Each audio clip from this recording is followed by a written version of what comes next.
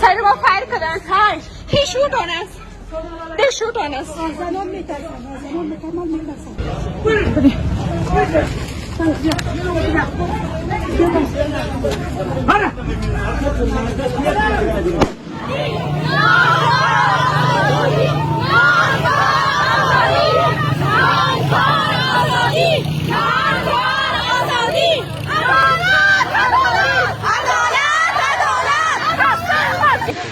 خونم شکست. ما امروز اعتراضات داشتیم